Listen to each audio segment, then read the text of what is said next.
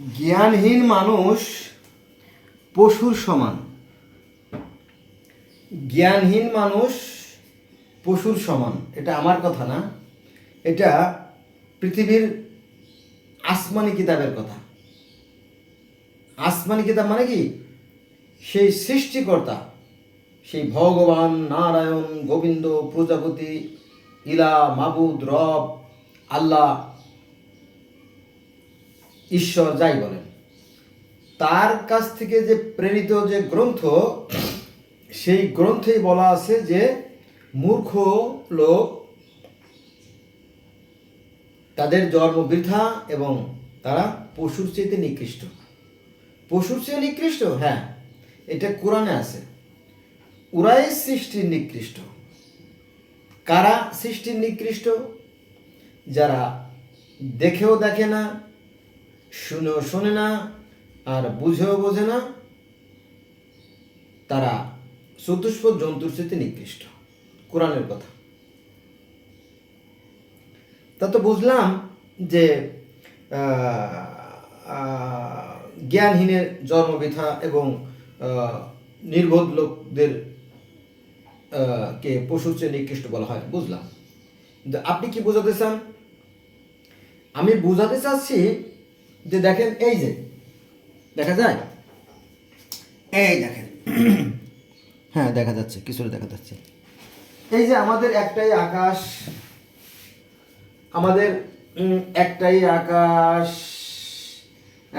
একটাই পৃথিবী, একটাই পৃথিবী না? এইটা এখানে যুক্ত করলে ভালো হতো, যা দুর্ভাগ্যক্রমে হয় নাই। তাহলে আমাদের একটাই আকাশ, এই যে সাদা উপরে নীল আকাশ, একটাই আকাশ, একটাই আমাদের পৃথিবী, তাই না? একটাই তো পৃথিবী, দেখা যাচ্ছে? সুন্দরভাবে দেখা যাচ্ছে। এই যে তাহলে আমাদের একটাই আকাশ, একটাই পৃথিবী, একটাই সূর্য মামা, এই যে সূর্য, একটাই চাঁদ, এটা হচ্ছে আপনার প্রক্সিমা, আর এটা হচ্ছে সাইরাস তারা। তারপরে অন্যান্য গ্রহ নক্ষত্র আছে, এই যে এখানে আছে, দেখেন, আমি একটু ভালো করে দেখাই। হ্যাঁ, এই দেখেন, এই যে আপনারা ধীরে ধীরে এটা স্ক্রিনশট দিয়ে পড়ে নিতে পারেন। এটা হচ্ছে আমাদের সূর্য মামা, এটা হচ্ছে আমাদের সূর্য, তাই তো?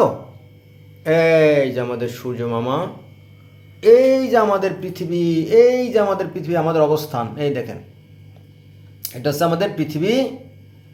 আর এই যে হলো পৃথিবীর চাঁদ, এই যে চাঁদ, ওই যে মহিলারা টিপ নেয় না, মহিলাদের টিপের মতো, এই যে চাঁদ। তাহলে এটা হচ্ছে আমাদের পৃথিবী, এটা হচ্ছে আমাদের চাঁদ, এই যে ক্ষুদ্র চাঁদ, যে চাঁদটাকে আমি এখানে নিয়ে এসেছি আর একটু সহজ করে বোঝানোর জন্য। এই যে হায়, এটা হচ্ছে সূর্য মামা। সূর্য তো বিশাল, অকল্পনীয় তার আকার আয়তন, তাই না? তাহলে এটা হচ্ছে সূর্য, এটা হচ্ছে আমাদের পৃথিবী, তারপরে আছে বুধ, শুক্র, পৃথিবী, শনি, মঙ্গল, ইউরেনাস, নেপচুন, প্লুটো, তাই না? এই যে সব, এদের আবার নির্দিষ্ট কক্ষপথ আছে। এই যে নির্দিষ্ট কক্ষপথ আছে, ওরা কখনো মারামারি করে না আমাদের মতো। আমরা যেমন মারামারি কুপাকুপি করি না, নির্বাচনের সময় দেখবেন যে ডজনকে ডজন লোক মারা গেছে, তো ওরা ওইভাবে নির্বাচনও করে না, ওরা মারামারিও করে না, চাঁদাবাজিও করে না। হ্যাঁ, যার যার কক্ষপথে ওরা ভ্রমণ করে সুন্দরভাবে। ব্যাস, এই যে আছে আমাদের সূর্যের অভ্যন্তর। আপনারা স্ক্রিনশট দিয়ে পড়ে নিতে পারেন, ঠিক আছে? এত তো পড়ার সময় নাই। এই যে তাহলে এটা হচ্ছে আমাদের সূর্য মামা, এবং সূর্যের কেন্দ্র থেকে, এই দেখেন, ওরে বাপ রে বাপ, এই সূর্যের কেন্দ্র থেকে এই শক্তিগুলো নির্গত হয়, ঠিক আছে? পবিত্র কোরআন শরীফের 24 নম্বর সূরা নূরের 35 নম্বরে বলা হয়েছে আল্লাহ হচ্ছে আকাশ ও পৃথিবীর জ্যোতি, অর্থাৎ এই সূর্যকে ইঙ্গিত করা হয়, ঠিক আছে? এই যে পৃথিবীর অনেক ধর্মেই কিন্তু এই সূর্যকে ঈশ্বর হিসেবে মানা হয়। তারপরে এই যে আরও ছোটো করে দেখলাম, এটা হচ্ছে সূর্য, তাই না? আপনারা পড়ে নিতে পারেন এখানকার সূর্য সম্বন্ধে বিস্তারিত। এই হলো সূর্য, তারপরে আছে আপনার বুধ, তারপরে আছে আপনার শুক্র, তারপরে আছে আপনার পৃথিবী। পৃথিবী পৃথিবীর তথ্যগুলো এখানে আছে। তারপরে আছে আপনার মঙ্গলের তথ্যগুলো এখানে আছে। তারপরে আছে বৃহস্পতির তথ্যগুলো এখানে আছে। তারপরে ইউরেনাসের শনির তথ্যগুলো এখানে আছে। স্ক্রিনশট দিয়ে পড়ে নেবেন। তারপরে ইউরেনাস, তারপরে নেপচুন, শেষ। ঠিক আছে, এগুলো বিষয়। এখন কথা হচ্ছে মূল কথা হচ্ছে যে আপনারা দেখলেন তাই না, যে আমাদের একটাই পৃথিবী, তাই না? এখন এই যে সূর্য, এই সূর্য যখন তাপ দেয়, এই যে সূর্য মামা, সূর্য যখন তাপ দেয়, এই তাপের ফলেই কিন্তু এই যে গোটা পৃথিবী, এই যে গোটা পৃথিবীতে যত গাছপালা, জীব জন্তু, কীট পতঙ্গ, পশু পাখি, সরীসৃপ যা কিছু আছে নাকি, এরা কী করে খাবার পায়, আলো পায়, বাতাস পায়, তাপ পায়, শব্দ পায়, সব পায়। এই সূর্য যখন তাপ দেয় তখন এই গোটা পৃথিবীতে যত গাছ আছে তারা খাদ্য তৈরি করে। কিভাবে সেটা? সালোক সংশ্লেষণ প্রক্রিয়ার মাধ্যমে, অর্থাৎ এই সূর্যের যে তাপ এবং সূর্যের যে বাতাস এবং সূর্যের যে আলো, এই তিনটের সমন্বয় এবং পানি তো এখানে আগের থেকে রেডি করা আছে। এগুলো সব পানি, কিন্তু দেখছেন এগুলো সব পানি আর পানি আর পানি। এটা হচ্ছে আমেরিকা, এটা হচ্ছে আপনার উত্তর আমেরিকা, দেখা যায় এই যে এটা উত্তর আমেরিকা, এটা হচ্ছে উত্তর আমেরিকা, এটা হচ্ছে আপনার মধ্য আমেরিকা, আর এটা হচ্ছে আপনার দক্ষিণ আমেরিকা। তাহলে এই যে আমেরিকা মহাদেশ, এখানে যে নিয়ম, এখানে সব একই নিয়ম। ওই সূর্যের কারণে তারা গাছ খাদ্য তৈরি করে। তারপরে আমরা আটলান্টিক মহাসাগরে যে এটা হলো আটলান্টিক মহাসাগর, কই এই যে আটলান্টিক মহাসাগর, এটা হচ্ছে আটলান্টিক মহাসাগর। আটলান্টিক মহাসাগর পার হয়ে আমরা চলে আসলাম আফ্রিকাতে। আফ্রিকার থেকে তারপরে আমরা চলে গেলাম ইউরোপে, তারপরে আমরা চলে গেলাম রাশিয়াতে, তারপরে গেলাম আমরা চীনে, জাপানে, তারপরে অস্ট্রেলিয়া ইত্যাদি ইত্যাদি সব চলে গেলাম। তো এই একই সূর্যের তাপের কারণে পৃথিবীতে যত গাছ আছে তারা খাদ্য তৈরি করে, এবং এই সূর্যের তাপের কারণে এই পানির ভিতরে এক প্রকার শ্যাওলা, গুল্ম, প্লাসকটন, টোপা শ্যাওলা, কুচুরিপানা এই জাতীয় লজ্জাবতী হরেক রকমের শ্যাওলা তৈরি হয়। আর ওই শ্যাওলা, গুল্ম, লতা পাতা খেয়ে আবার মাছেরাও বেঁচে থাকে। দেখে না, মাছের রক্ত কিন্তু মানুষের মতো লাল, তাই না? এই কারণে হয়। তাহলে পৃথিবীতে যত জীব আছে, মাছ বলেন আর পশু পাখি বলেন, কীটপতঙ্গ বলেন, মশা বলেন, সবাই রক্তই লাল। আর এই মাছ, ছোটো মাছগুলোর খায় বড়ো মাছে, বড়ো মাছগুলো খায় তার চেয়ে বড়ো মাছ, এইভাবে এই খাদ্য শৃঙ্খল টিকে থাকে। আর এই যে গাছ,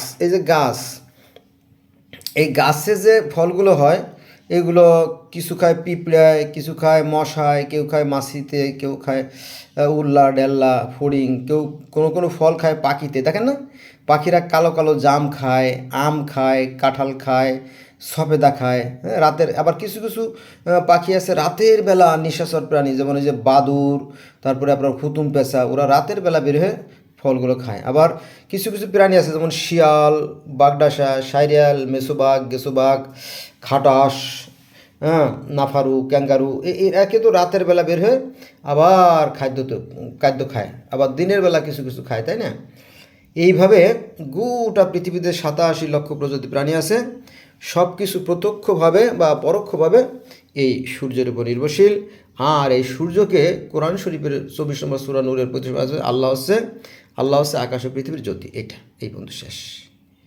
এখন আমার কাছে প্রশ্ন আছে যে ঠিক আছে, আমরা মেনে নিলাম, তাহলে এই যে অনন্ত কোটি ব্রহ্মাণ্ড রয়ে গেছে আমাদের মাথার উপরে, এগুলো কে সৃষ্টি করলো?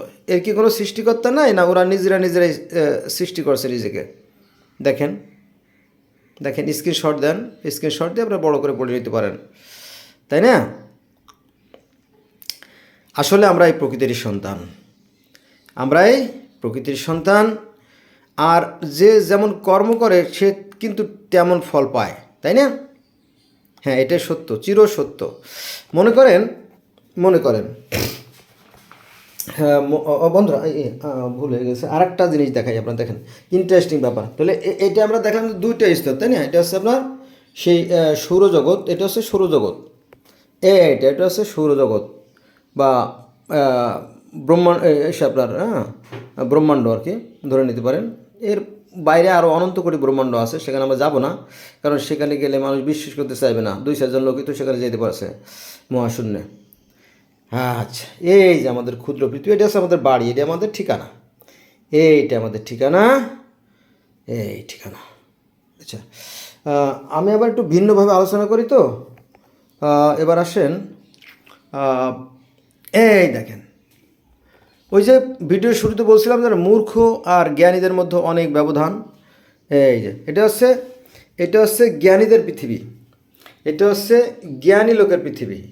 এই পৃথিবীটা জ্ঞানীদের জন্য। দেখেন, আমাদের এই পৃথিবীর উপরিভাগে অদৃশ্য 7টা স্তর আছে, আর পৃথিবীর অভ্যন্তরে 7টা স্তর আছে, যেমন অতল, বিতল, সুতল, তলাতল, রসতল, তল, এই জাতীয় এরকম 7টা স্তর আছে। আর উপরেও 7টা স্তর আছে, এই যে লেখা আছে দেখেন, একটা আছে ট্রোমোস্ফিয়ার, কত কিলোমিটার এখানে লেখা আছে সব। তারপরে আছে স্ট্র্যাটোস্ফিয়ার 3 নম্বরে, এটা আছে পৃথিবী 1 নম্বর, এটা আছে 2 নম্বর, এটা আছে 3 নম্বর, এটা আছে আপনার মেসোস্ফিয়ার 4 নম্বর, তারপরে আছে আপনার থার্মোস্ফিয়ার 5 নম্বর, তারপরে আছে এক্সোস্ফিয়ার 6 নম্বর, আর ম্যাগনেস্ফিয়ার 7 নম্বর। এইটা এখানে শুধু শেষ না কিন্তু, ওরে বাপ রে বাপ, শুধু এখানেই শেষ না, মানে পৃথিবীর ভিতরে 7টা আর এখানে 7টা, মোট 14টা স্তর। এগুলো ছাড়াও এই যে আমাদের পৃথিবীর বাইরের যে ম্যাগনেটিক ফিল্ড আছে, অর্থাৎ অদৃশ্য একটা জগৎ আছে, যেটা আমরা খালি চোখে দেখতে পারি না, ঠিক আছে? সৃষ্টিকর্তাকে খালি চোখে এজন্য দেখাও যায় না, ঠিক আছে? আপাতত দৃষ্টিতে আমাদের মনে হয় এইটা বোধহয় পৃথিবী, এই যে গোল একটা কিছু, এইটাই পৃথিবী মনে হয়, আসলে তা না, ঠিক আছে?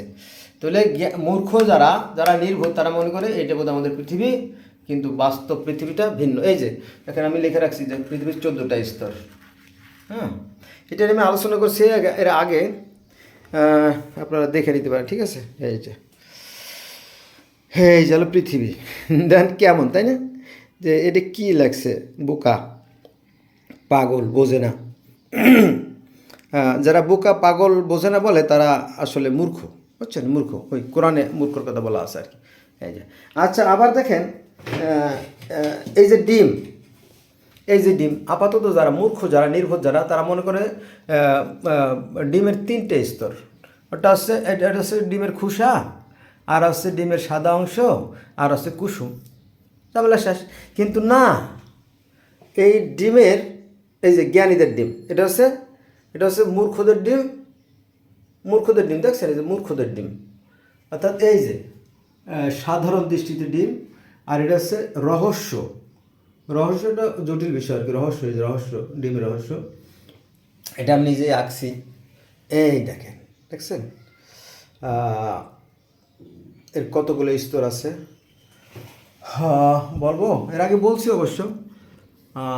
এখানে প্রায় 19টার মতো আছে, আপনারা দেখে নেন, এই যে 19টার মতো, আপনারা স্ক্রিনশট দিয়ে দিয়ে আস্তে আস্তে আস্তে পড়ে নেন। আমি এখানে 19টে ভাগে ভাগ করছি, 19টে স্তর আছে।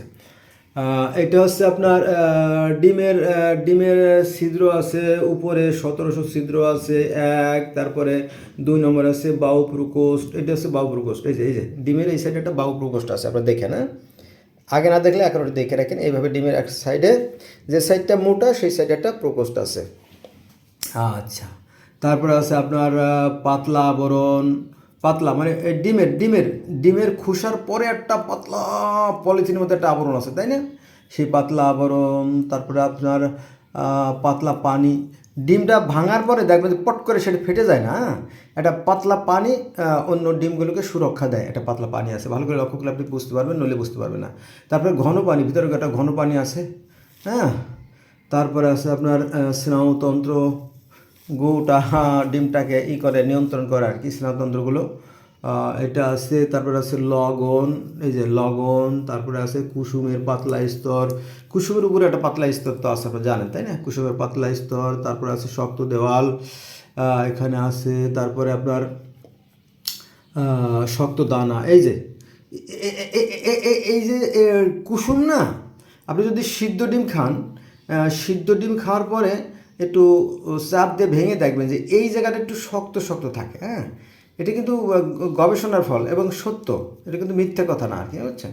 এইটা এখানে একটু শক্ত তুলব, কারণ এই বাতাসটাকে নিয়ন্ত্রণ করে, এই বাতাসটাকে ধরে রাখার জন্য এখানে একটা শক্ত লেয়ার তৈরি করা আছে। এটা একটা জটিল প্রক্রিয়া, জ্ঞানীরা ছাড়া এটা বুঝতে পারবে না। তারপরে ভ্রূণ চক্রিকা, এই যে ভ্রূণ চক্রিকা, এখান থেকে ভ্রূণ তৈরি হয়, জানেন তো। তারপরে আছে নিউরন, তারপরে আছে অ্যালবুমিন, তারপরে আছে সালাজা বলতে আপনার এই যে গোটা ডিমের মধ্যে এক প্রকার নেট আছে, স্নায়ুতন্ত্র আছে।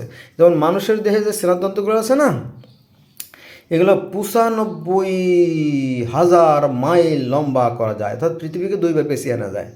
এটা আপনি খালি চোখে দেখতে পারবেন, এটা বিশ্বাসের বিষয়। এটা যারা মেডিকেল সায়েন্সের লোক তারা শুধু বুঝবে। এই যে দেখছেন, এই যে net net net net net net জালিকা। তারপরে আছে সালাজা 96 মাইল। তারপরে আপনার জার্মেনাইট ডাইস। তারপরে আছে কুসুম, এটা হচ্ছে কুসুম, এটা তো কুসুম তাই না, এটা কুসুম। তারপরে আছে বায়ু প্রকোষ্ঠ, এই যে আর একটা বায়ু প্রকোষ্ঠ। ডিমের কুসুমের কেন্দ্রে একটা বায়ু প্রকোষ্ঠ আছে। এই ডিমের উপরে যখন তাপ দেওয়া হয় না, ডিমের উপরে তাপ দিলে ওখানকার ভাইব্রেশন শুরু হয়, হ্যাঁ, এবং ওখান থেকে প্রাণ শুরু হয়।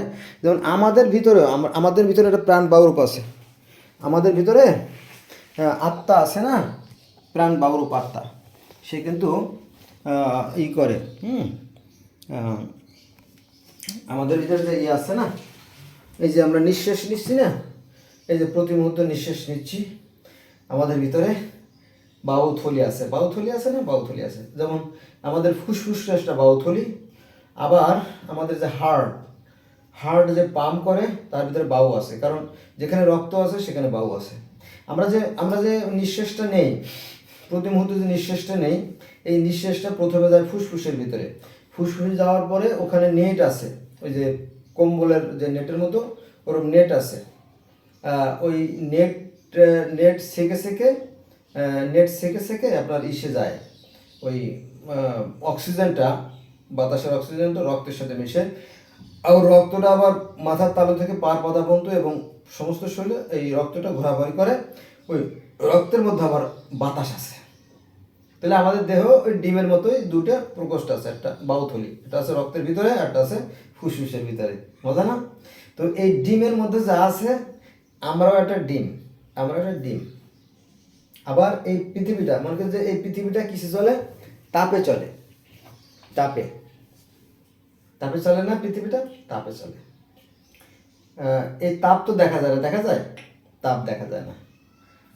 আলোটা উপলব্ধি করা যায়, তাপ দেখা যায় না আর কি। তো এই প্রকৃতি, আমরা এই প্রকৃতির সন্তান, আর এই প্রকৃতিকে যিনি নিয়ন্ত্রণ করে তিনি হচ্ছেন কি? সেই মহা ঈশ্বর। দেখা যাবে না কেন জানেন? কারণ হচ্ছে আমরা হলাম সসীম বা ক্ষুদ্র বা সীমিত। তো এই সসীমের পক্ষে অসীমের নাগাল পাওয়াটা সত্যি দুরূহ ব্যাপার। আমি এর আগে আপনাদের বারবার বলছি, আবারও বলি, কারণ এগুলো তো খুবই অতীব গুরুত্বপূর্ণ ভিডিও, তো এই জন্য আমি বারবার করি, মাইন্ড করেন না, যারা দেখছেন তারা মাইন্ড করেন না। আমি ডি মাইনে রাখছি। গতকাল ছিল 24 তারিখ, তো 24 তারিখ আপনার ওই অফিস খুললো ঈদের পরে। এই আমি আমার ছাদে কবুতর পালি, তো এই যে এগুলো কবুতরের ডিম। দেখা যাচ্ছে কিনা আমি জানি না, একটু দেখাই আপনাদের, তাই না? এই দেখেন, এই যেগুলো কবুতরের ডিম, এটা হচ্ছে মুরগির ডিম। এই যে দেখেন, এই যে, ঠিক আছে, এই যে দেখেন। এই তো এই ডিমগুলোতে কিন্তু হাত দেওয়ার দরকার নেই, এই ডিমগুলোতে হাত দেওয়ার দরকার নাই। সৃষ্টিকর্তা বা ঈশ্বর বা মাবুদ, এলা যাই বলেন, তিনি তার কুদরতি হাত দ্বারা এই অদৃশ্য থেকে এগুলো সৃষ্টি করে থাকেন। একটা নির্দিষ্ট পরিমাণ তাপের ফলে এই ডিমের ভিতরে প্রাণের সৃষ্টি হয়, ঠিক আছে? আবার কোনো তা নষ্ট হয়ে যায়। এখন মানুষের মধ্যেও কিছু একটা বলেন, তো মানুষের মধ্যেও বলি, আপনি যদি এই সৎ লোক হন, আপনি যদি নেককার বান্দা হন, তাহলে আপনার ভিতরে একটা আত্মতৃপ্তি, অর্থাৎ মেন্টালি স্যাটিসফ্যাকশন বা স্যাটিসফাইড যা বলেন সেগুলো কাজ করবে। আপনি সুখী মানুষ, আপনি হাসবেন। কিন্তু আপনার ভিতরে যদি অন্ধকার দানা বাঁধে, তখন আপনি শান্তি পাবেন, আত্মতৃপ্তি পাবেন না। আপনি যত বড় প্রেসিডেন্ট হন, Hulagu Khan, Genghis Khan, Timur Lang, Mussolini, Hitler, তাই না, আলেকজান্ডার দ্য গ্রেট, তারপরে সাইরাস দ্য গ্রেট, তাই না, তারপরে আপনার নমরুদ, ফেরাউন, হামান, এই জাতীয় বিখ্যাত বিখ্যাত ব্যক্তিরা, কারণের নাম শুনছেন না? কারণের প্রচুর সম্পদ ছিল। সেই সম্পদের যে চাবি বহন করার জন্য বোধ হয় 300টা উট না কি জানি লাগতো এরকম। এগুলো অনর্থ, কারণ মানুষ খালি হাতে আসে, খালি হাতে চলে যায়। যারা নির্বোধ তারা শুধু পৃথিবীতে কামড়াকামড়ি করে, পৃথিবীতে বিশৃঙ্খল সৃষ্টি করে। আর এই বিশৃঙ্খল সৃষ্টি করে হত্যার চেয়ে জঘন্য। এগুলো করা যাবে না। পৃথিবীতে শান্তি আছে, তবে শান্তির কাজ করতে হবে। পৃথিবীর শান্তির কথা আমি বলি, সেটা হচ্ছে যে মনে করেন যে আপনি আর আপনার বন্ধু দুইজন একটা রাস্তা দিয়ে যাচ্ছেন, তো হঠাৎ করে আপনি তাড়াই পড়েন, এই কিরে বাবুল, বলে কি হয়েছে, এত সুন্দর ঘ্রাণ, ঘটনা কি, এ বাড়িতে কি হচ্ছে অনুষ্ঠান, তুমি জানো না? আরে আমাকে কুদ্দুস ভাইয়ের ছেলের বিয়ে। ও আচ্ছা আচ্ছা আচ্ছা, তাই নাকি? তো আমার দাওয়াতটা তো পাইলাম না। তুমি কি সংসারের খবর রাখো না? বলো না, রাখবো না কেন, রাখি। কেন বলো যে কুদ্দুস ভাই তো তোমাদের বাড়ি গেছিল বিকেলবেলা, আমি তো দেখলাম বাবির সাথে কথা বলছি। ও আচ্ছা আচ্ছা, আমি তো বাড়ি যাই নাই, আমি গেছিলাম এক জায়গায়, সেখান থেকে আবার এখানে আসলাম, সন্ধ্যার দিকে বাড়িতে যাব। বাড়িতে গেলে জানতে পারবা যে তুমি দাওয়াত পাইছো। আমরা রাত 8টার সময় আমাদের খাওয়ান আছে। ভালো কথা। তো বাবুল আর তার বন্ধু 8টার দিকে কুদ্দুসের বাড়িতে দাওয়াত খাইতে গেল। তো ওই যে রাস্তার থেকে যে খাবারটার ঘ্রাণ পাইছিল, খাবার কিন্তু সে পায় নাই, ঘ্রাণ পাইছিল না, ঘ্রাণ পাইছিল। তো তেমনি আপনি যদি ভালো কাজ করেন, তাহলে আপনার ভিতরে একটা মেন্টালি স্যাটিসফ্যাকশন কাজ করে, আত্মতৃপ্তি কাজ করবে। বোঝা গেছে? ওইটা হচ্ছে স্বর্গের ঘ্রাণ, স্বর্গের সুখ। আর মরার পরে আপনি আবার সেই স্বর্গীয় জীবনযাপন করবেন। আর যদি অন্যায় কাজ করেন, তাহলে আপনার ভিতরে অন্তদহ, আত্মজ্বালা, অন্তপীড়া, বেদনা, হতাশা, ক্ষোভ, এগুলো কাজ করবে। ঠিক আছে? এজন্য লোভ, হিংসা এগুলো বাদ দিতে হবে। এটা কোরআনের কথা, অন্যান্য গ্রন্থের কথা একই কথা। কোরআন যা বলে অন্যান্য গ্রন্থ একই কথা বলে, একটু ঘুরিয়ে ফিরিয়ে বলে আর কি। ঠিক আছে? এই পৃথিবীটা একটা চিড়িয়াখানা। এখানে আমরা ঘুরতে আসি, আমরা কিছুদিন ঘুরতে আসি, ঘোরার পরে আবার আমাদের গন্তব্যে চলে যাই। এখন অনেকে আছে যে এই জায়গা স্থায়ীভাবে বসবাস করতেছে, এটা বোকামি না? বোকামি। তারা ধরা পড়ে যায়। ঠিক আছে? অর্থাৎ পৃথিবীর প্রতি মোহগ্রস্ত হওয়া যাবে না। জীবনের জন্য যেটুকু প্রয়োজন সেটুকু আপনি গ্রহণ করেন, তার তো কোনো সমস্যা নেই। ঠিক আছে?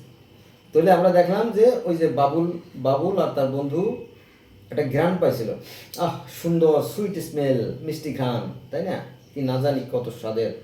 পরে যখন তারা, এটা হলো বিকেলবেলার ঘটনা, দুপুর পরের ঘটনা, এরপরে রাত 8টার সময় যখন সপরিবারে খাইতে গেল, তো দেখলো সত্যি হেভি টেস্টি রান্না। কারণ কি জানেন?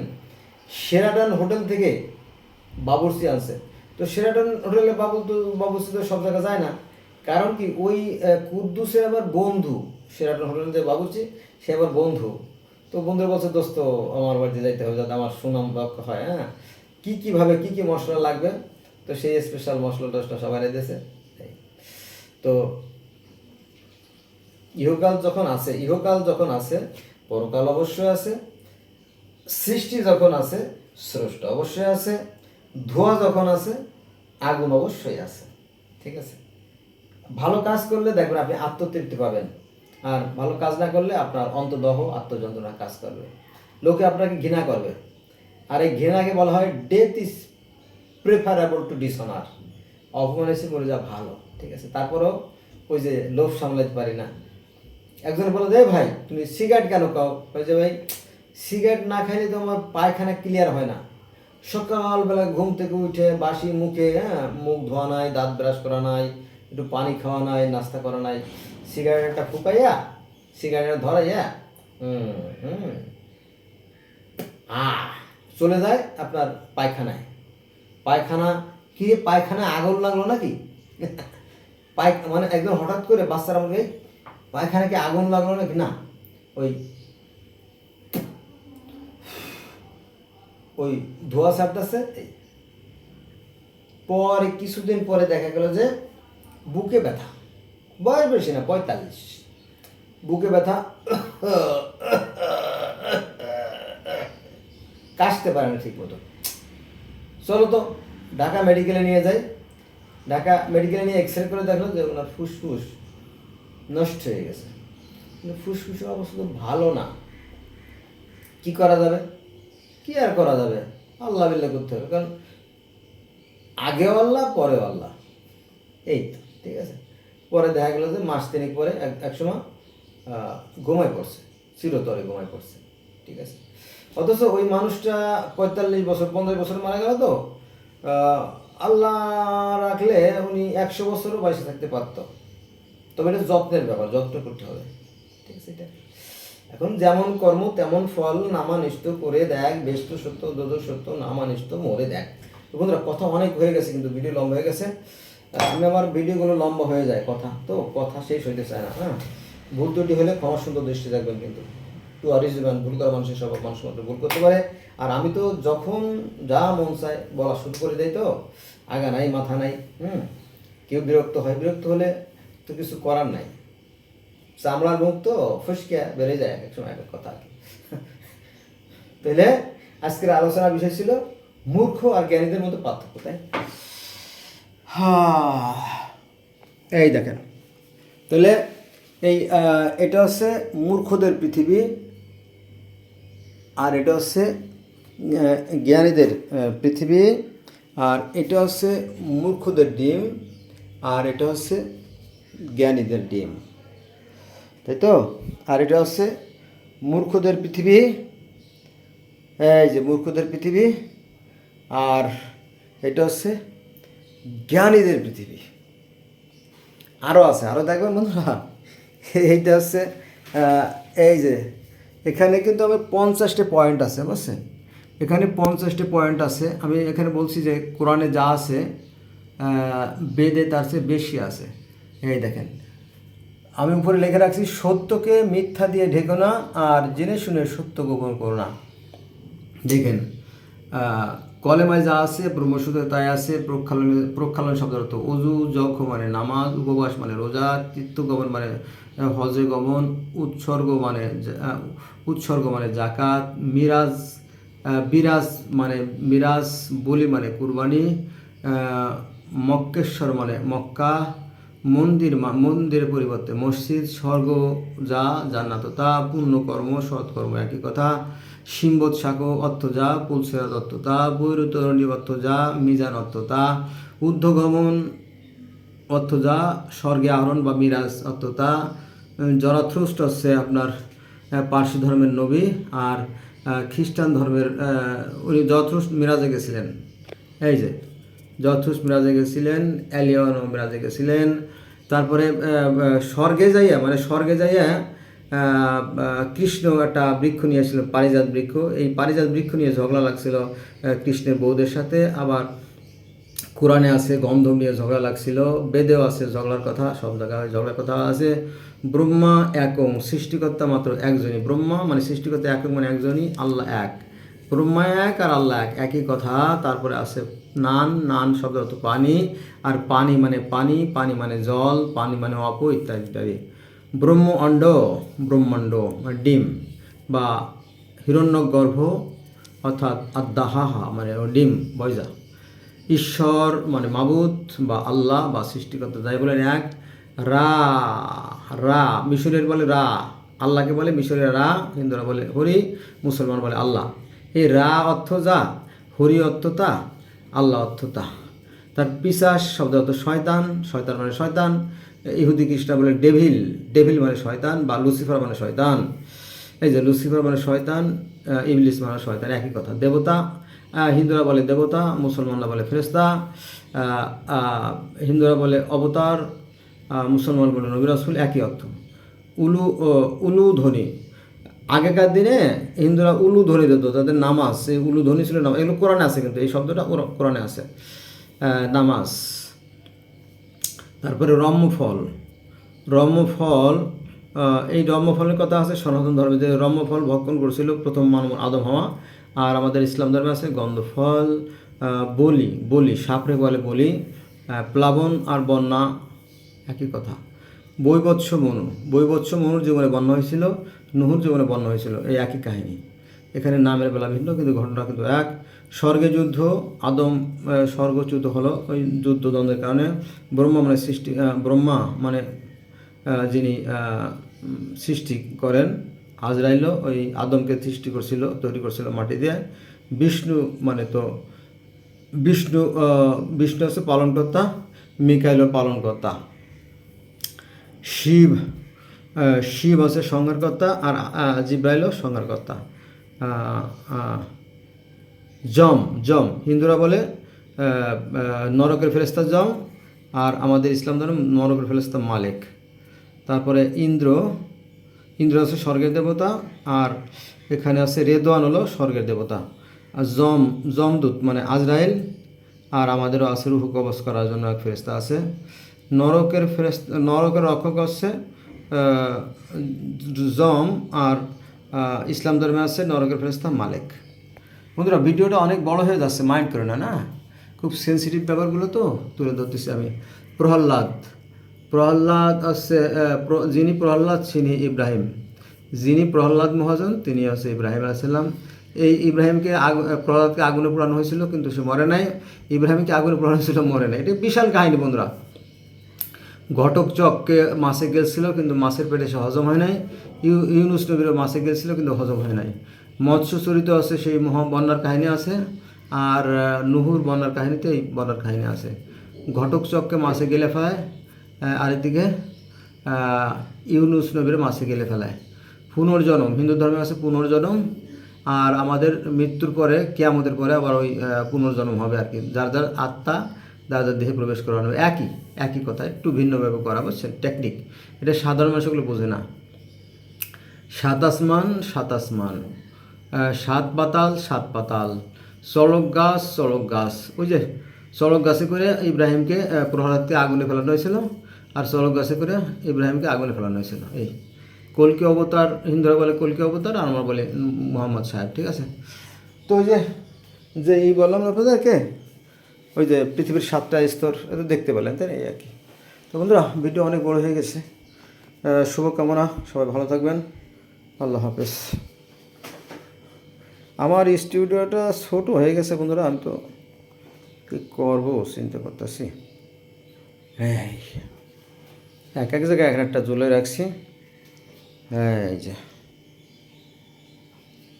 এই যে চন্দ্র সূর্য গ্রহ তখন আমি জোগাড় করছি, দেখছেন। এই যে এটা হচ্ছে চাঁদ মামা, এটা হচ্ছে চাঁদ, তারপরে সূর্য, তারপরে আপনার শনি, তারপরে প্রক্সিমা, তারপরে অন্যান্য গ্রন্থ আর কি বানাইছি আমি। এটা হচ্ছে আমার ঈশ্বরের বানানো, আমার আল্লাহর বানানো, আর এগুলো হচ্ছে আমার বানানো, এই আর কি। তো আজকে পর্যন্ত রইল, সবাই ভালো থাকবেন আর আমার জন্য দোয়া করবেন। আল্লাহ হাফেজ।